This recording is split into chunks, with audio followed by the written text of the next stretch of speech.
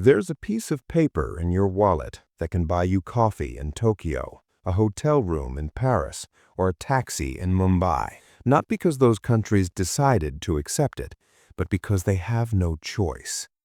The US dollar represents about 4% of the world's population, but it's used in nearly 90% of all international transactions. It's the currency that central banks hoard, that oil is priced in, that debts are denominated in. And if you live outside America, your government is probably more worried about what happens to the dollar than what happens to your own currency. This isn't an accident. It's not even really about economics anymore. It's about power. And the story of how one country's money became everyone's problem is stranger and more deliberate than you think. Let's start with a simple question. Why does the dollar matter to someone who doesn't live in America and doesn't use dollars? Here's the uncomfortable answer.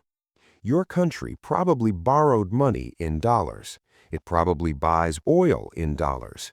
Its central bank probably holds billions of dollars in reserves just to keep your currency stable. And if the dollar suddenly gets stronger, your government has to scramble.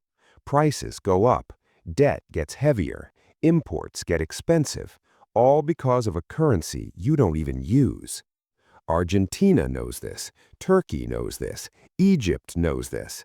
Their economies don't collapse because of bad local decisions alone. They collapse because the dollar moves and they're caught in the blast radius. But it wasn't always like this. For most of human history, money was local. Gold, silver, cowrie shells, whatever people agreed had value. Empires rose and fell, but no single currency controlled the world. Even the British pound, at its peak, only dominated about 60% of global trade. The dollar today dominates nearly twice that. So what changed? How did a country that didn't even exist 300 years ago create a currency that the entire planet now depends on? The answer starts with a war, then a meeting, then a very clever deal that most people have never heard of. 1944. World War II is still raging, but the Allies know they're going to win. So they gather in a resort town in New Hampshire called Bretton Woods to decide what the world's financial system will look like when the dust settles. Britain is broke. Europe is in ruins. The Soviet Union is a wild card. And the United States has 2/3 of the world's gold reserves and the only industrial economy that wasn't bombed into rubble. So America makes an offer. We'll tie the dollar to gold at a fixed rate, $35 per ounce. Everyone else can tie their currency to the dollar, and as long as you trust us, you trust the system. It's brilliant. Instead of every country hoarding gold and choking off trade, they can hold dollars, which are easier to move, easier to store, and backed by American gold.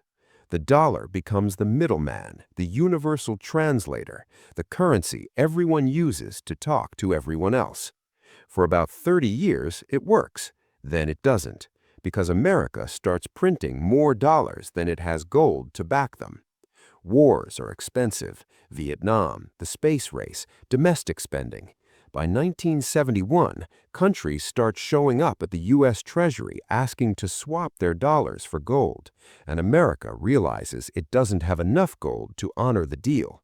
So President Nixon does something audacious. He just ends it. No more gold standard. The dollar is now backed by nothing except the promise that the U.S. government will continue to exist and honor its debts. It's a gamble. If the world loses faith, the dollar collapses and takes the global economy with it.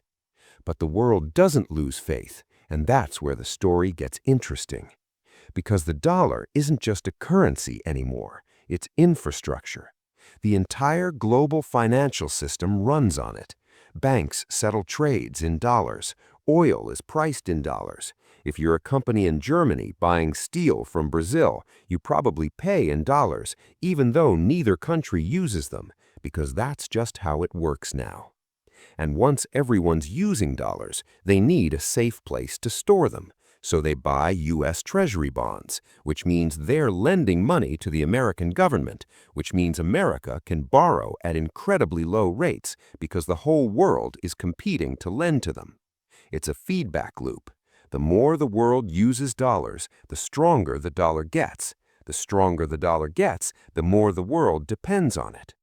Here's where it gets uncomfortable, because this system gives the United States a power that no empire in history has ever had: financial gravity. If the United States doesn't like what you're doing, it can cut you off from the dollar system.